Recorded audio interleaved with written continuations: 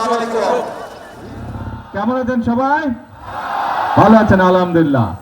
এই যে আজকে আপনাদের এখানে আসলাম, কেন আসছি জানেন? কেন বলেন তো? খাল খনন। হ্যাঁ, কয়েকটা কর্মসূচি আছে, কিন্তু এইটা এখানে এই এলাকায় আপনাদের এই ইউনিয়নে কর্মসূচিটা হচ্ছে এই যে বাসিয়াতে যে নদীটা আছে, এখানে যে খালটা, এটা সেই ৭৭ সালে শহীদ রাষ্ট্রপতি জিয়াউর রহমান এটা খনন করেছিলেন। তারপরে আবার এই খালটা চলতে চলতে খালটা এখন বন্ধ হয়ে গেছে। বন্ধ হয়ে গেছে না? এই খালটা আমরা কাটতে চাই। কেন কাটতে চাই? এই খালটা যদি আমরা কাটে, এই খালটা কাটলে প্রায় ৮০,০০০ কৃষক প্রথমত সরাসরি উপকার হবে, আর এই ৮০,০০০-এর বাইরে আরো ১.৫ লক্ষ কৃষক পরোক্ষভাবে উপকৃত হবে। প্রায় এই খালটা কাটলে আপনারা যারা এই যাদের জমি জমা আছে এই খালের দুই পাশে, এই ফসল যে উৎপাদন হয় প্রায় ৭,০০০ মেট্রিক টন ফসল বেশি উৎপাদন হবে। প্রিয় ভাই বোনেরা, শুধু এই খাল না, সারা বাংলাদেশে এরকম অনেক বাসিয়া খাল আমরা খনন করব। কারণ আমরা যদি এই খালগুলো খনন করতে পারি, কৃষক ভাইদের জন্য সুবিধা হবে। আপনারা দেখেছেন এই সরকার হচ্ছে কৃষক বান্ধব সরকার। আমরা মনে আছে এই যে নির্বাচনের সময় যখন এসেছিলাম, তখন আমি বক্তব্যে বলেছিলাম যে বিএনপি সরকার গঠন করতে পারলে আমরা কৃষক ভাইদেরকে কৃষি কার্ড প্রদান করব। আপনারা নিশ্চয়ই সংবাদপত্রে দেখেন যে আমরা কিন্তু এর কাজ শুরু করেছি টাঙ্গাইল থেকে। গত মাসের ১৪ তারিখে আমি কৃষক কার্ডের এই উদ্বোধনীটা করেছি। তারপরে এখন ধীরে ধীরে সারা বাংলাদেশের কৃষক ভাইদেরকে আমরা কৃষক কার্ড পৌঁছে দিব। এই কৃষক কার্ডের মাধ্যমে অনেকগুলো সুবিধা আমরা কৃষক ভাইদেরকে দিব। তাদেরকে ঋণের সুবিধা দিব, তাদেরকে সার বীজ কীটনাশকের সুবিধা আমরা সরকার থেকে সরাসরি দিতে পারবো। আর সবচেয়ে বড় যে সুবিধাটা, তারা বছরে ২৫০০ টাকা পাবে, যেটা দিয়ে তারা নিজেরা কীটনাশক ওষুধ বলেন, বীজ বলেন, এই কাজ এই জিনিসগুলো তারা সরাসরি কিনতে পারবে। সরকার থেকে সরাসরি আমরা তাদেরকে এই অর্থ সাহায্যটা করব কৃষক ভাইদেরকে। এর মধ্যে আপনারা দেখেছেন আমি কিন্তু বলেছিলাম যে বিএনপি সরকার গঠন করতে পারলে কৃষক ভাইদের যাদের ১০,০০০ টাকা পর্যন্ত কৃষি ঋণ ছিল, আমরা সুদ সহ সেটা মওকুফ করব। নির্বাচনের আগে করেছিলাম এটা, কিন্তু নির্বাচনের পরে আমরা ১০ দিনের মধ্যে কিন্তু আমাদের কথাটা আমরা রেখেছি। আমরা সরকারের যে ১০,০০০ টাকা পর্যন্ত কৃষি ঋণ ছিল ১২ লক্ষ কৃষকের, এই ১২ লক্ষ কৃষকের কৃষি ঋণটা আমরা সরকার থেকে মওকুফ করে দিয়েছি সুদ সহ। কাজেই আমরা চাই এই দেশের কৃষক ভাইরা ভালো থাকুক, আমরা চাই গ্রামের মানুষরা ভালো থাকুক, গ্রাম সহ সব মানুষই ভালো থাকুক। কিন্তু যেহেতু বাংলাদেশের অধিকাংশ মানুষ গ্রামে বসবাস করে, মেজরিটি মানুষ গ্রামে বসবাস করে, এই জন্য এই মেজরিটি মানুষ যাতে দেশে ভালো থাকতে পারে, সেটি হচ্ছে আমাদের লক্ষ্য, সেটি হচ্ছে আমাদের উদ্দেশ্য। সেই জন্য প্রিয় ভাই বোনেরা, আমরা বলেছিলাম যে আমরা খাল খনন শুরু করব। দেখেন আজকে এই এলাকায় আমরা এই বাসুয়া খাল খননের মাধ্যমে, পুনর্খননের মাধ্যমে খাল খননের কাজ শুরু করলাম। এর মধ্যে দেশের অনেকগুলো জায়গায় প্রায় ৬০টার মতন জেলায় এর মধ্যে খাল খনন শুরু হয়ে গেছে। এই খাল খনন এইবারই শেষ হবে না, এটা প্রায় ৪০ কিলোমিটার, তার মধ্যে ২৩ কিলোমিটার খাল আমরা পুনর্খনন করব।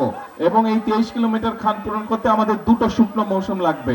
এই এখন শুরু হলো, কিন্তু এখন তো বর্ষা শুরু হয়ে গেছে, এবছর তো আর শেষ হবে না, কিন্তু এই বছর নভেম্বর থেকে আবার আমরা খাল খনন শুরু করব শুকনা মৌসুমটা শুরু হলে। এবং ইনশাল্লাহ আগামী বছর আমরা চেষ্টা করব এই ২৩ কিলোমিটার খাল সম্পূর্ণভাবে আমরা পুনর্খনন করতে। তার ফলে দুই পাশে যেরকম মানুষগুলো কৃষক ভাইরা পানির সুবিধা পাবে, একইভাবে এলাকার মানুষরা পানির সুবিধা পাবে। এবং শুধু খাল খনে না, এই খালের পাশ দিয়ে দুই পাশে ২৩ কিলোমিটার দুই পাশ দিয়ে খালের দুই পাশে আমরা প্রায় ৫০,০০০ গাছ আমরা বৃক্ষরোপণ করব। আমরা যেই বৃক্ষরোপণ করলে খালটাকেও ধরে রাখতে পারবে, এলাকার মানুষেরও বসার জায়গা হবে গাছের তলায়। এবং আমরা চেষ্টা করব সেখানে বিভিন্ন ফলাদি গাছও রোপণ করতে, যাতে করে এলাকার মানুষ ফল ফলাদি খেতে পারে। কি ভাই আছেন নাকি কাজে? ঠিক। এখন এই যে যেই কাজগুলো আমরা করব, এই কাজগুলো করলে উপকার হবে কার? এলাকার মানুষের উপকার হবে। কাজ ঠিক আছে তাহলে? ঠিক আছে, তাহলে আজকে আর কথা বলবো না, বৃষ্টি হচ্ছে আকাশে, সবাই ভিজে যাবে। কি ও এখানে, আচ্ছা এইদিকে, এই যে এখন দেখা যায়। হ্যাঁ, তো এখন এখন কথা একটাই, কথা একটাই, আমরা বহু আন্দোলন সংগ্রাম করেছি, আমরা বহু আন্দোলন সংগ্রাম করেছি। এখন দেশে আপনাদের নির্বাচিত সরকার বা আপনাদের নির্বাচিত একটি সরকার গঠিত হয়েছে। এই নির্বাচিত সরকারের কাজ হচ্ছে, আস্তে আস্তে স্লোগান দিলে কথা শুনতে পাবো না তো, আস্তে আস্তে আস্তে, এক মিনিট একটু চুপ করতে হবে, একটু চুপ করতে হবে।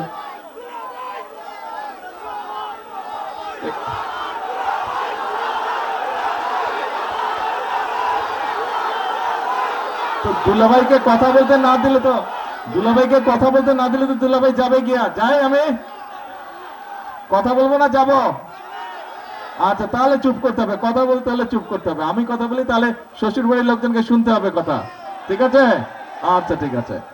তো এখন বাংলাদেশের মানুষ এমন একটি সরকারকে 12 তারিখে নির্বাচনে ভোট দিয়ে সরকার গঠন করেছে, যেই সরকার জনগণের জন্য কাজ করবে। কারণ আমাদের একমাত্র জবাবদিহিতা হচ্ছে এই দেশের মানুষের কাছে, এই দেশের জনগণের কাছে। সেজন্যই আমরা সেই সকল কর্মসূচি পালন করতে চাই, সেই সকল কাজ আমরা করতে চাই যেগুলোতে জনগণের উপকার হবে। সেজন্যই আপনারা দেখেছেন কৃষক কার্ডের কথা যেমন বললাম, আমার মনে আছে আমি ফ্যামিলি কার্ডের কথা বলছিলাম, মনে আছে? সেই ফ্যামিলি কার্ডের কাজও আল্লাহর রহমতে আমরা শুরু করেছি। অনেকে হয়তো বলতে পারে না আমাদের এলাকায় তো এখনো পায়নি, ইনশাল্লাহ আপনাদের এলাকায় তো সবাই পাবে, যারা যারা ফ্যামিলি কার্ড পাবার। একটু সময় লাগবে, কিন্তু আমরা চেষ্টা করবো ইনশাল্লাহ আগামী 5 বছরে সারা দেশের নারীদেরকে, মাদের কাছে এই ফ্যামিলি কার্ড পৌঁছে দিবার। আমরা আপনাদেরকে বলেছিলাম যে ইমাম সাহেব যারা আছে, মুয়াজ্জিম সাহেব যারা আছে, বা অন্য ধর্মের ধর্মীয় গুরু যারা আছে, তাদের জন্য আমরা সম্মানের ব্যবস্থা করব। সেটার কাজও কিন্তু আমরা শুরু করেছি, সেই কাজটাও শুরু করেছি। আমরা যে সকল প্রতিশ্রুতি দিয়েছিলাম, খাল কাটার কথা বলেছিলাম, খাল কাটার কাজও আমরা শুরু করেছি। কাজেই এখন আমাদের কাজ হচ্ছে কথা কম কাজ বেশি, এখন কাজ হচ্ছে দেশ গড়ার কাজ করতে হবে। আমরা বলেছিলাম এই একটু আগে এই সিলেট সিটি কর্পোরেশনে একটা অনুষ্ঠান ছিল, সেখানে কয়েকজন বক্তা বলেছে এই সিলেট জেলাতে বা সিলেট এলাকাতে, সামগ্রিকভাবে সিলেট বিভাগে মিল কারখানার সংখ্যা কম, ফলে অনেক যুবক ছেলে বেকার হয়ে পড়ে আছে। আমরা নির্বাচনের আগে বলেছিলাম যে দেশে যে সকল কলকারখানা বন্ধ আছে, বিএনপি সরকার গঠন করলে এই কলকারখানাগুলো আমরা চালু করব। এই যে এখানে আপনাদেরই সন্তান বসে আছে মুক্তাদির, মুক্তাদির হচ্ছে শিল্পমন্ত্রী, শিল্প মন্ত্রণালয়ের দায়িত্ব আছে মুক্তাদিরের কাছে। নির্বাচনের পরপর প্রায় 5-7 দিনের মধ্যে আমি মুক্তাদিরকে নিয়ে বসেছিলাম যে কোথায় কোথায় বন্ধ কলকারখানা আছে বের করেন, কেন সেই কলকারখানাগুলো বন্ধ আছে তার কারণ বের করেন, এবং সবগুলো আমরা ইনশাল্লাহ ধীরে ধীরে চালু করব, যাতে করে আমাদের দেশের যারা কর্মসংস্থানের সমস্যা আছে যাদের, তাদের যাতে কর্মসংস্থানে, যারা বেকার আছে তারা যাতে কর্মসংস্থান পায়। শুধু এটাই নয়, এর পাশাপাশি আপনারা নিশ্চয়ই খবরে দেখেছেন দেশের ভিতরে যারা শিল্প উদ্যোক্তা আছে তাদেরকে নিয়ে আমরা বসেছি, যাতে করে তারা নতুন কলকারখানা দেশে তৈরি করে, যাতে করে আমাদের দেশের ছেলে মেয়েরা সেখানে চাকরি বাকরির ব্যবস্থা করতে পারে। শুধু তাই নয়, বিভিন্ন দেশে, পৃথিবীর বিভিন্ন দেশে আমাদের ছেলেরা যায় চাকরি বাকরি সংস্থানের জন্য, তাদের জন্য আমরা সেই সব দেশের সাথেও কথা বলেছি।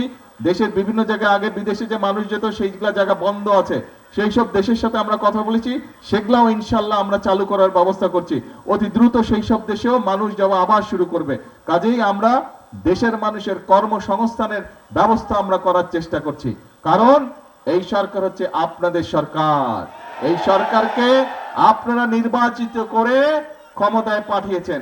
কাজে এই সরকারের সবচেয়ে বড় দায়িত্ব হচ্ছে, এই সরকারের 1 নম্বর দায়িত্ব হচ্ছে এই দেশের মানুষের স্বার্থ দেখা।